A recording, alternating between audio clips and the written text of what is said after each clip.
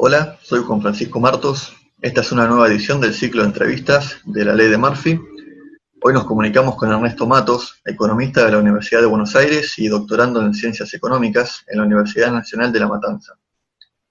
Es investigador de la UBA e investigador asistente del Departamento de Economía Política y Sistema Mundial del Centro Cultural de la Cooperación. También es docente en el CBC, en la Facultad de Ciencias Económicas y en la Facultad de Derecho.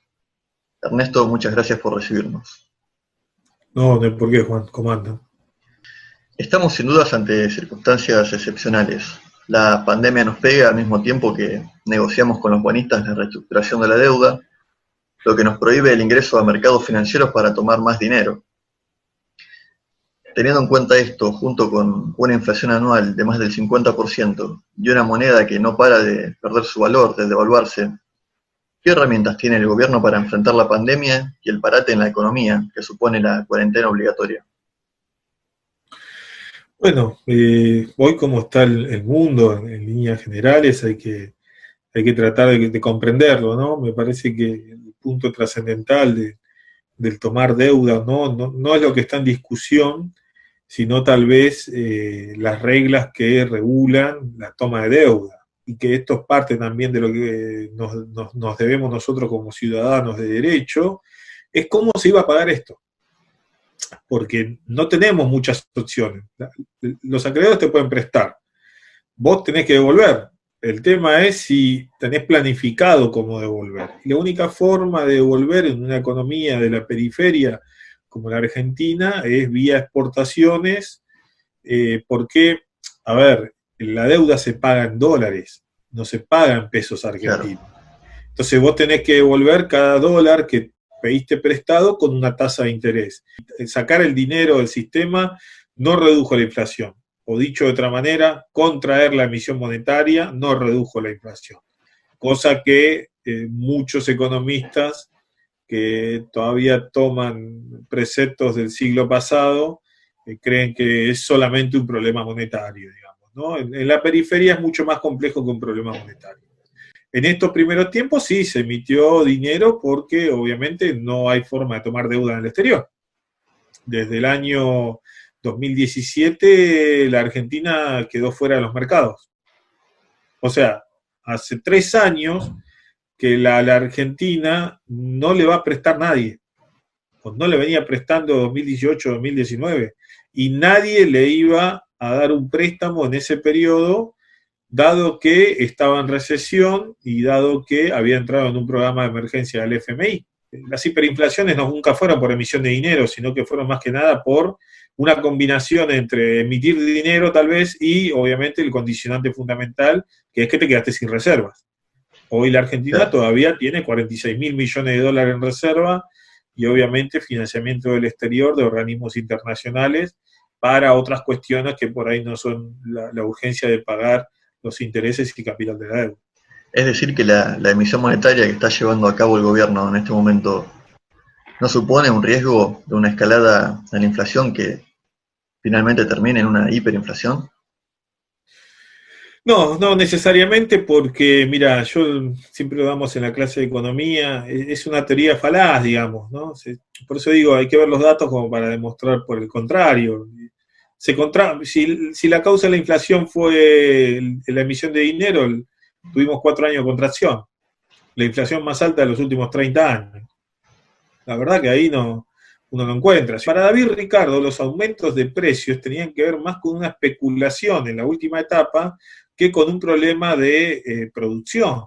Entonces acá es donde por ahí me parece muchos de los colegas que, como decimos siempre, se tiran a hacer la plancha y no leen estos autores originales y no encuentran, digamos, estas respuestas que ya fueron respondidas. Lo que pasa es que los manuales que nos enseñan la misión genera inflación vienen también del viejo debate de Hitz y Keynes. Un tema que generó mucha polémica, diría. En líneas generales, podríamos establecer que el Estado cobra impuestos para financiar sus políticas públicas. Ahora, con el tema todo este que se armó alrededor del impuesto a la riqueza que prepara el gobierno, si lo analizamos en términos numéricos, ¿hace realmente alguna diferencia?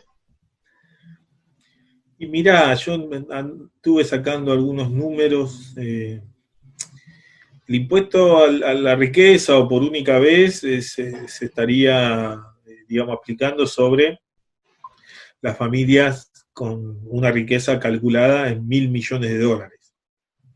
O sea, 60.000 millones de pesos, ¿no? Creo que el 99%, el 99,9% de los argentinos no tiene como ahorro $1.000 millones. Se aplicaría sobre una minoría muy pequeña. Exacto, porque esa es la que está en el puesto 11-12, creo, la familia que gana 1.000 millones. La que es primera es la familia Roca del grupo Techín, que tiene 8.000 millones en patrimonio. Esto está en la revista Forbes, en el ranking de las 36 familias argentinas más ricas que hay desde el 2019. Después están Romers, que son las farmacéuticas, y todos vimos que en el último tiempo el aumento de farmacéuticos en el gobierno anterior fue exorbitante y fue hasta abusivo, que obviamente los jubilados perdieron mucho poder adquisitivo ahí en relación a esos productos que necesitaban para la vida diaria. Y después tenías Alperín en puesto 8, creo, también estaba Pérez Compán, y así son las grandes familias que estamos hablando ahí ya de $3.000 millones para arriba. Es un rango, digamos, muy pequeño, un segmento muy pequeño de la sociedad. Y después están las 950 cuentas que la AFIP con la anterior gestión tenían guardadas y que ahora salieron a la luz para ser investigadas, obviamente, para ver si se amplía o no bienes personales, que es un impuesto que ya está, ni siquiera tenés que hacer una reforma tributaria. Con aumentar bienes personales a ciertos sectores de la sociedad, podrías lograr estos recursos que hoy necesitas en el presupuesto. Bueno, justamente hablando sobre eso, en total, el paquete de asistencia proyectado por el gobierno equivale aproximadamente al 5,6% del Producto Bruto Interno, del PBI, es decir, 1,7 billones de pesos. Todo este dinero que se vuelca a la economía, ¿qué impactos podría causar a futuro? ¿Y de qué manera podría el gobierno retirar excedentes monetarios en circulación? En primera instancia, estos 5 puntos del PBI son calculados sobre la caída del PBI del año pasado. No nos olvidemos que venimos de un PBI 2 años consecutivos negativos, 2,2, 2,6%, digamos que cayó el PBI. Eso no pasaba desde el 99-2000, creo, cuando caímos al 10. Entonces, vos sobre eso, que tenés un PBI más reducido, creo que pasamos de 700.000 millones a casi 400.000 millones de dólares ese PBI. Bueno, sobre eso vos estás aplicando el 5,7. Estamos hablando de 20.000 millones de dólares que la economía argentina está poniendo para sostener los ingresos de las familias que les permitan seguir consumiendo lo que producen las industrias. Y tal vez la caída que tengamos en 2020 no sea tanto la que están proyectando. Porque si el gobierno está transfiriendo ingresos y la mayoría de los ingresos de estas familias va todo a alimentos, perfumería y algún que otro recreación, que son las pocas que hay, como puede ser tomarse una cerveza, esto quiere decir que todavía la circulación de mercancía, la actividad económica no está parada del todo, digamos, ¿no? Hay que ver cómo lo cuantificamos, pero si esto sigue así, yo me atrevo a decir, mirá, te lo digo acá en la ley de Murphy, que la caída no va a ser tal como la esperamos, como para que haya a futuro un estallido social. Porque el gobierno, entre todas las medidas, lo que está tratando de hacer es que la gente tenga plata y la pueda gastar. Bueno, hablando un poco sobre el marco externo de la economía, lo que fue la caída en el precio del petróleo, que puso un freno, al menos a corto plazo, de lo que fue al desarrollo de Vaca Muerta, que es considerado estratégico por el gobierno, sobre todo para hacer frente a la deuda. Ante este freno que sufrió, ¿qué otros sectores podrían aportar los dólares que se necesitan para pagar la deuda? Mira, hay algo paradójico. Ayer estaban mirando justo los números de la Bolsa de Comercio de Rosario. El otro sector que puede aportar esto, vos fíjate lo paradigmático del momento que estamos viviendo. Pero hoy los controladores del comercio exterior en soja y derivados, y girasol y derivados, son de capital nacional. No es la empresa extranjera, no es Cargill, no es Costco, no están controlando, no son los mayores exportadores. Son AGD, Vicentín, porque estos son datos de la campaña anterior, y oleaginosas Moreno, que son los que estuvieron en estos últimos 5 o 7 años, y sumás todo, comandando de alguna manera la mayor participación en este sector. El sector económico que más dólares te genera es cereales y oleaginosas, ¿sí? Que es un rubro dentro del sector agropecuario. Agricultura y otras actividades primarias te generan muy poco, digamos, no tiene comparación. O sea que podríamos Estamos decir hablando que la deuda la estaríamos pagando con el campo, básicamente. Sí, pero hay otro detalle, porque bueno, pero tampoco puede alcanzar toda la del campo, porque no es el campo con las empresas extranjeras, sino que es un campo donde está el capital nacional comandando ahora. Ahí cambia el paradigma, porque nosotros teníamos el análisis de que el derecho de exportación lo pagaban las empresas extranjeras, y resulta que ahora el problema es que lo están pagando con mayor fuerza, digamos, las empresas de capital nacional. Digo, por eso la discusión y el debate del tema de las retenciones. Pero el otro sector que más dólares te genera en la economía, desde el lado de la balanza de pagos, es alimentos y bebidas. Y alimentos y bebidas, no nos olvidemos, es la industria medida dentro de lo que es la clasificación por industria manufacturera, no lo tenés dentro de agropecuario. Y cuando uno piensa en cómo está estructurada la economía argentina y qué intereses se toca a la hora de generar los dólares por sectores, los dos principales son cereales y oleaginosas, alimentos y bebidas, siguen petróleo y minería. Esos 4 son donde se concentra la mayor cantidad de dólares que podría generar la Argentina. Los demás sectores económicos generalmente son deficitarios porque es lo que generalmente importamos para que funcione la economía interna. Hablando un poco ahora sobre la reestructuración de la deuda, ¿cómo cree que la está manejando el gobierno? ¿Hay una posibilidad real de default, que se habló mucho durante este tiempo? Y de ser así, ¿de qué manera agravaría nuestra situación? Mirá, ahí volvemos de vuelta a la discusión eterna, técnica del default, y la verdad es que el default lo decretó Hernán Lacunza antes de irse, ministro de Economía del gobierno anterior. La Argentina, de alguna manera, cuando no cumplió su contrato en agosto, eso fue un default. Vos me decís, bueno, ahora tampoco pagó. Bueno, estamos en este default, lo dijo hasta el presidente de la Nación, virtual, selectivo. Ahora, ¿cuál es el problema para decretar el default? Que si vos decretás el default, tenés que pagar los seguros por estos default que sacan algunas empresas consultoras.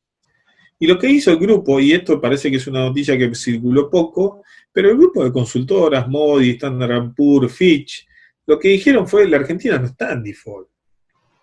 Y por eso muchos se tuvieron que guardar esos papeles, que son esos seguros de cambio que sacan a la hora de ver si un país, en las condiciones en las cuales relatamos recién, va a pagar o no, digamos, ¿no? Porque están apostando a, mira, ya sabemos que hace 2 años que venís en recesión, ya sabemos que nadie te presta, la caída de la economía es profunda, vos no vas a pagar, saca un seguro de default.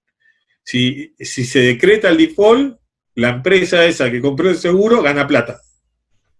Por eso fue tan importante que las consultoras internacionales dijeran, no hay default. ¿Se entiende? Para desactivar ese lado. Ahora, ¿qué es lo que está en juego? Y lo dijo el mismo ministro de Economía. Acá hay intereses muy fuertes, y no solamente del exterior, como para no poner las tintas afuera, sino de residentes argentinos que compraron y financiaron al gobierno anterior y que no le pidieron el prospecto que digo yo de la planificación de cómo te voy a devolver. Y ahí es cuando es la responsabilidad de dos. Una de dos.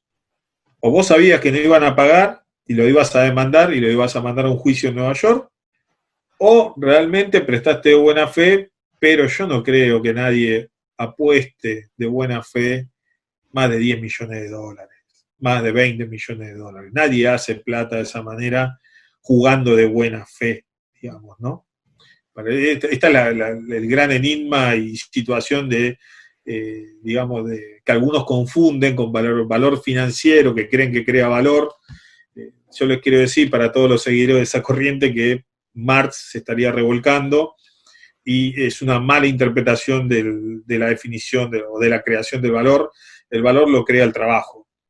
Y nosotros con trabajo fabricamos las mercancías que vendemos al exterior y de ese diferencial que le vendemos al exterior pagamos la deuda. No es que el valor financiero crea más valor. Eso es una etapa de la circulación. Nosotros lo que estamos tratando de analizar es la producción.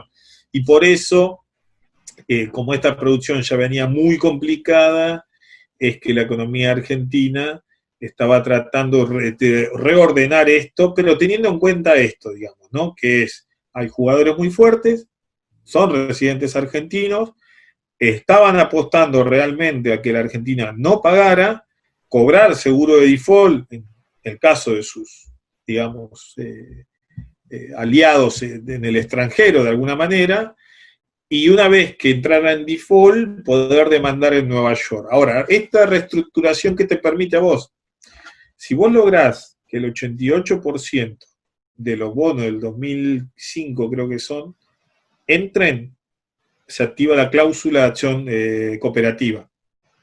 O sea, la mayoría acató, no hay lugar a juicio en Nueva York. Si vos lográs que el otro bono 2016, el 66% ingrese, se activa la cláusula esta. Ahí estaríamos evitando un futuro litigio con los fondos buitre. Tal cual. Entonces, eso es lo que te divide las aguas entre, podríamos decir, los economistas que trabajamos con la buena fe de entender una problemática que puede pasar afuera, en cualquier país. El tema es explicárselo a la gente. Yo no tengo ningún interés en decir otra cosa. Pero es lo que va a suceder si se logra el 88 y el 66%. Ahora, hay otros economistas financiados, periodistas también, digamos, ¿no? O hay muchos intereses buscando que esto se caiga. ¿Para qué?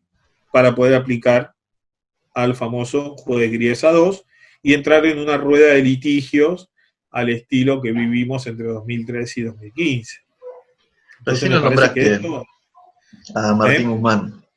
Hace unos días Horacio Berbisky lo entrevistó al ministro de Economía, Martín Guzmán, y ahí en la entrevista Guzmán habló de la necesidad de tener un mercado de deuda pública en pesos para dejar de endeudarse en dólares. ¿Considera esto posible? ¿De qué forma podría llevarse a cabo? Yo creo que hay muchos recursos humanos en la Argentina que hay que ponerlos en función de esto, digamos, ¿no? La Argentina no puede seguir sometiéndose a tasas usurarias en el exterior, en una moneda extranjera que siempre es parte de nuestra restricción externa, que es justamente la de no poder fabricar dólares. Entonces la alternativa a eso es empezar a pensar de qué manera se genera un incipiente mercado de financiamiento que logre poner a las empresas a producir, que esa es la otra gran discusión. Porque no es lo mismo fabricar caramelos que fabricar hierros. ¿Sí? Yo por eso te explicaba el tema de hacer un puré de tomate. Lo que tiene que apuntar la Argentina es a poder fabricar una computadora. O, como venía haciendo, fabricar reactores nucleares. Pero también teniendo en cuenta que hay trabajos que no requieren de una clase obrera tan tecnificada y calificada que también se tienen que sustentar. Entonces, es tan válido poder generar mercado de financiamiento para sectores no tan industrializados, no tan tecnificados, que también son parte del mercado y que demandan, por ejemplo, un vendedor ambulante, si nosotros pudiéramos darle un postnet y él se dedica a vender en la calle, digamos, con los permisos necesarios, y tuviera un postnet a mano, podría vender tranquilamente y no tendría problema de tener que manejar dinero.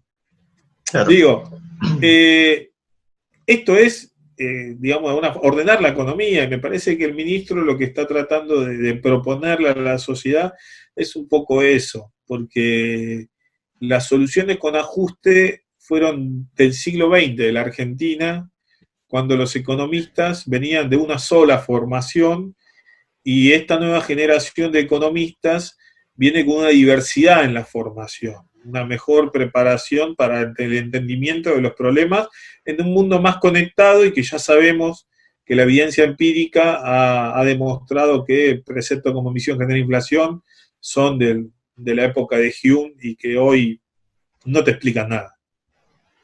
Claro, como decíamos también al principio de la entrevista, estamos atravesando tiempos excepcionales que sin duda llevan cambios en la sociedad. Se ha hablado mucho de que Guzmán quiere reformar la ley de entidades financieras y la Carta Orgánica del Banco Central. ¿Cree que es momento de grandes reformas en el sistema financiero?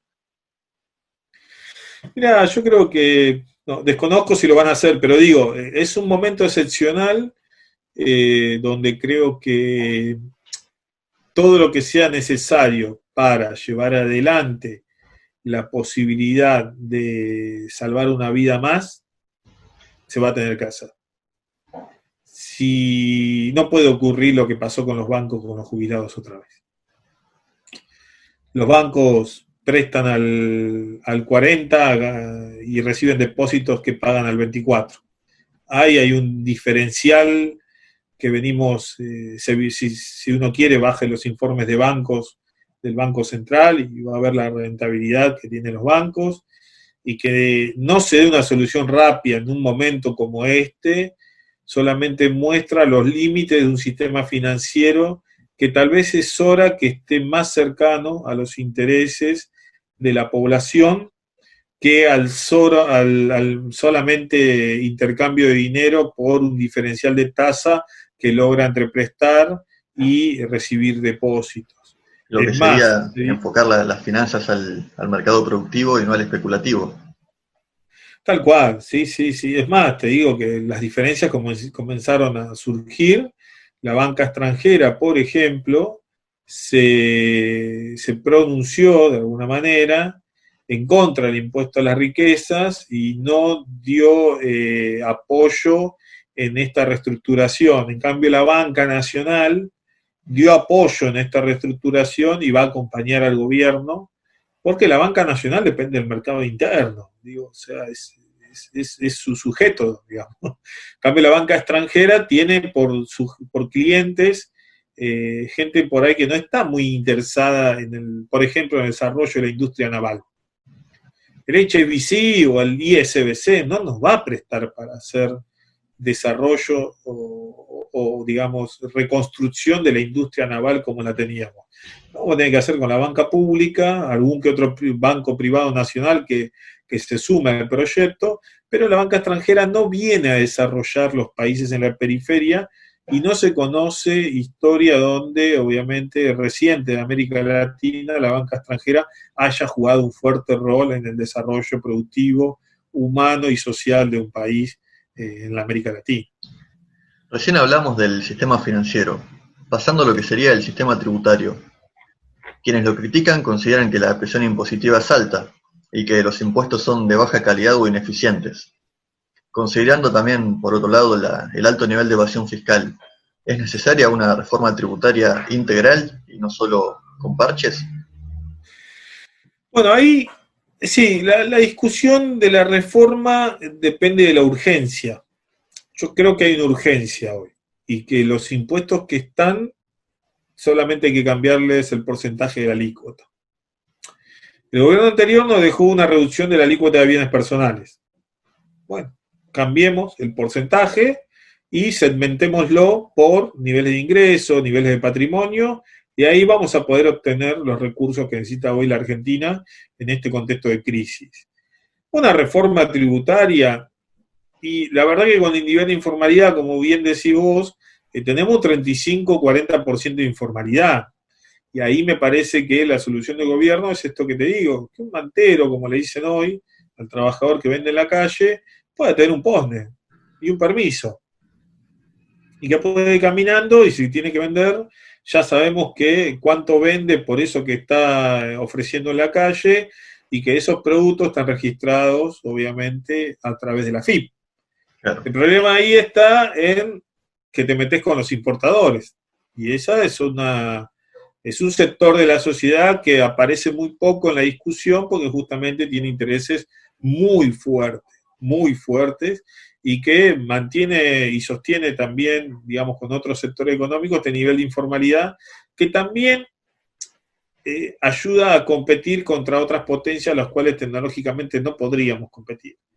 Entonces se transforma en un problema la informalidad, porque tenés que hacer grandes saltos en la economía y transformaciones que no lo haces en 4 años y que tiene que ser un objetivo de muy largo plazo, desarrollado y planificado.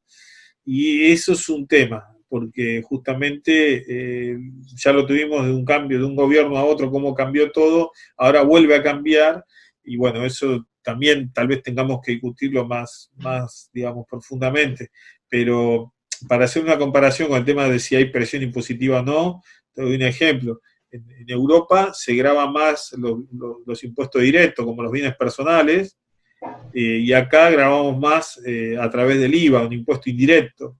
Entonces, ¿sobre quién recae la mayor parte de la recaudación? Sobre las familias que tienen bajos ingresos, porque vos todos los días necesitas comprar pan, pero no necesitas todos los días comprarte un yate.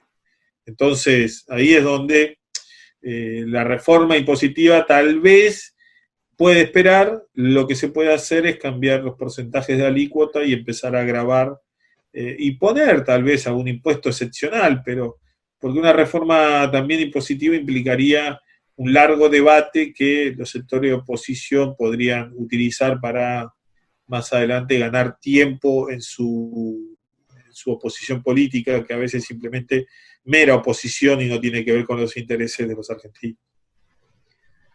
Me gustaría ahora que hablemos un poco de economía regional e internacional. ¿Cómo impacta la caída económica de Brasil, siendo que es nuestro principal socio comercial? Y por otro lado, ¿qué mercados nos serían accesibles para exportar en un contexto en donde las economías se están cerrando? Bueno, ahí es un problema. Digo, nosotros ya cerramos un poco las fronteras en términos migratorios.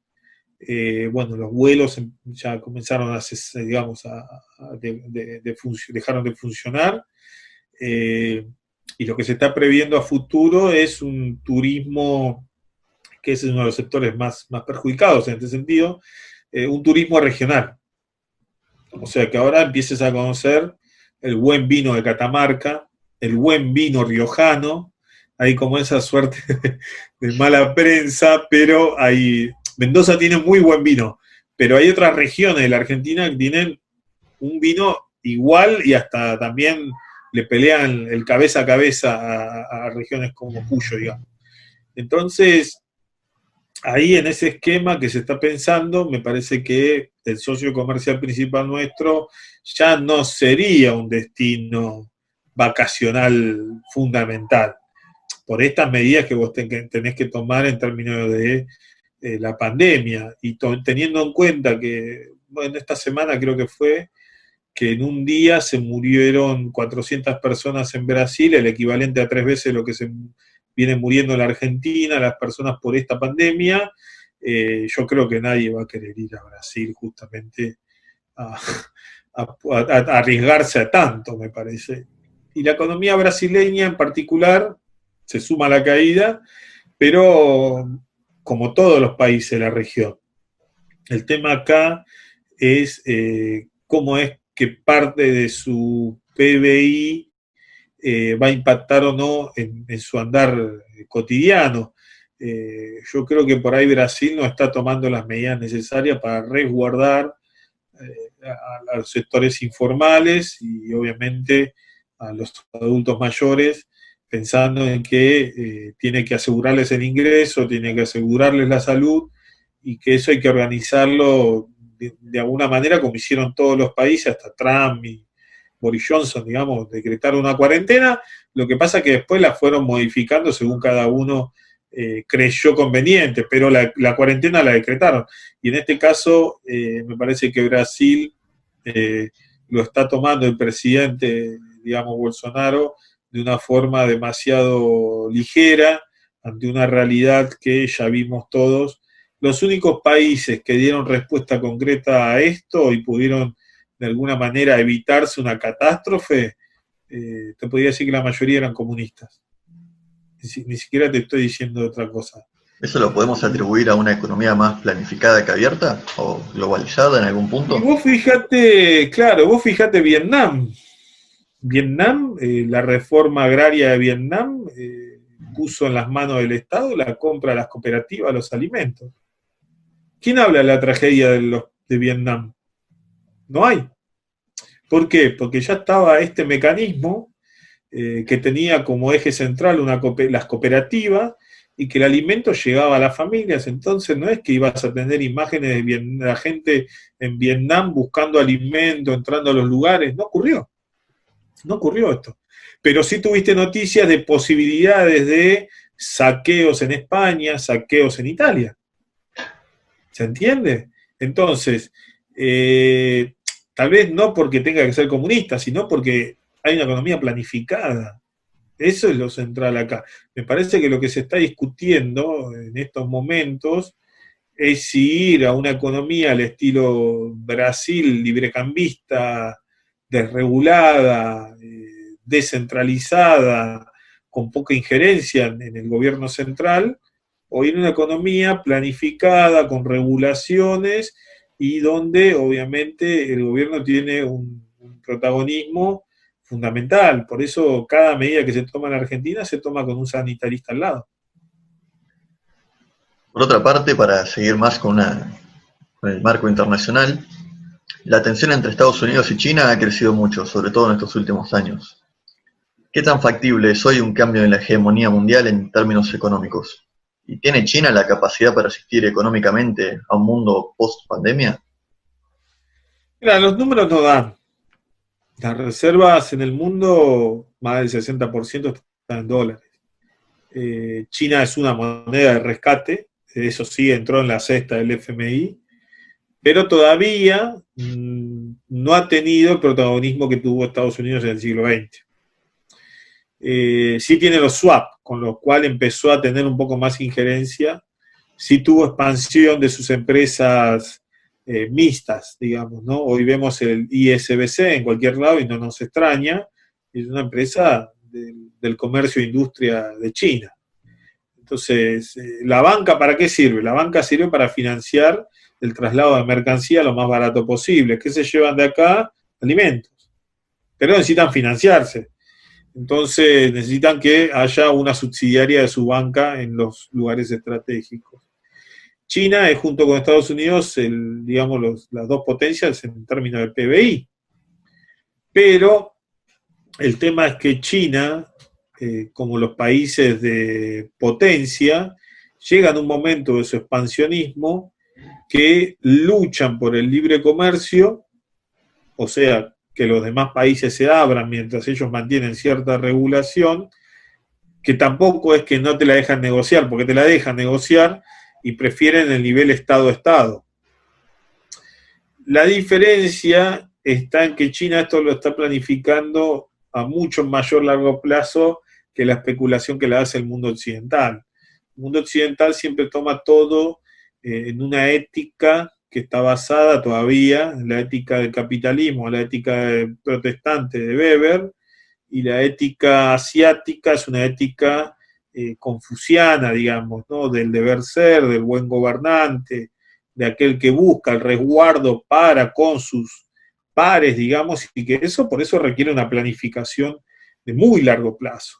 Entonces, esas son las diferencias entre ambas potencias también, y obviamente lo que hace China es, digamos, cubrir los niveles de lo que le falta. ¿Le faltaba tecnología? Yo creo que ya lo logró, porque en el 2020 se iba a autonomizar en términos tecnológicos según lo que tenían en sus planes quinquenales, digamos, te lo dice un especialista, Gustavo Girado.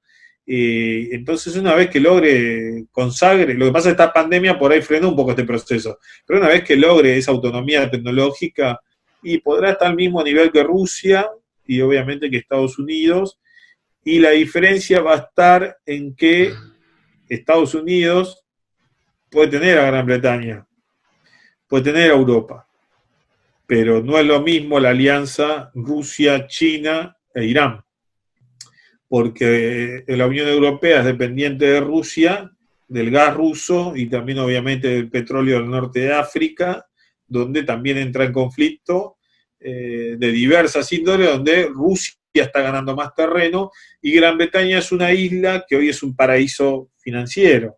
pero que no deja de tener el mismo prestigio que tuvo como imperio. Entonces ahí me parece que tal vez a futuro el peso mayor, a como sigue esto, digamos, esté más para el lado de los rusos y China, pero con otra forma de diplomacia como la conocemos hasta ahora, y por eso hay que empezar a comprender estos países y principalmente a Irán. Bueno, y para cerrar, la Unión Europea se mostró ineficaz para abordar la crisis sanitaria y económica. Están negociando el Brexit con el Reino Unido y enfrentan al mismo tiempo dificultades, sobre todo por la inmigración que llega desde Oriente Próximo por las guerras civiles. ¿Qué futuro ve en los procesos de integración regional? Y teniendo en cuenta el reciente colapso de la UNASUR, ¿podría el Mercosur correr la misma suerte? Bueno, ahí se plantean, bueno, eso ya depende, todo, digamos, de los líderes en la región. Hoy cada país de América Latina ha tomado distintas soluciones a este problema, lo que marca un poco lo que acabas de plantear. Obviamente no hay una unidad clara del continente en qué se tiene que hacer ante la pandemia. Entonces estas diferencias o pueden hacer que surja alguien que las conduzca. El problema lo seguís teniendo en Brasil, que justamente es una de las potencias, digamos, pero el liderazgo que lleva hoy no estaría, digamos, pensando en lo regional. Y en caso de que alguno de los países de América Latina quiera llevar adelante este liderazgo, se vería condicionado por Brasil. Entonces, los espacios económicos hoy como los estamos planteando están entrando en esta crisis, pero no quiere decir que sea el batacazo final, porque el futuro son los bloques económicos, y lo estamos viendo con China y Rusia en el trazado de trenes, en el intercambio de petróleo, intercambio de productos agrícolas, la expansión de China sobre Vietnam, Laos, Camboya, Nepal, digamos, la influencia y la buena relación que mantiene con la India, que es otra de las potencias, lo que marca de alguna manera un futuro de bloques que van a seguir manteniendo las relaciones políticas. Lo que pasa es que por ahí en el espacio de Latinoamérica la injerencia norteamericana es clara, digamos, ¿no? Yo doy siempre el mismo ejemplo. Rafael Correa fue expulsado de su país o condenado de su país a no ocupar su cargo como presidente con un cuaderno. Fue enjuiciado con la fotocopia de un cuaderno. ¿Les parece conocido?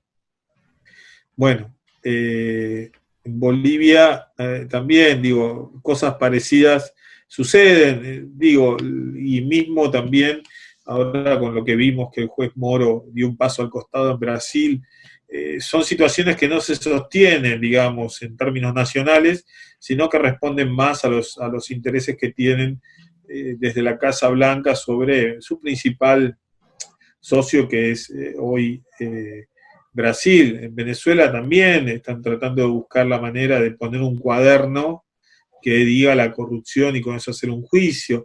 Entonces, digo, acá no hay que perder de ojo la importancia que tiene Brasil más que la Argentina. Voy a decir esto en estos términos, porque en la historia a veces nosotros estudiamos que somos fundamentales, pero acá la preocupación mayor la tuvo Estados Unidos cuando João Goulart ganó en Brasil en 1960. No la tuvo hasta ese momento como la pensamos, y venía del hecho justamente de la Revolución Cubana. Pero que Brasil encima tuviera un gobierno de, digamos, cercanía a los trabajadores, eso fue lo que preocupó más a la Casa Blanca, y puso hasta en ese momento el general Guido a trabajar de alguna manera para llegar al Brasil e intentar invadirlo.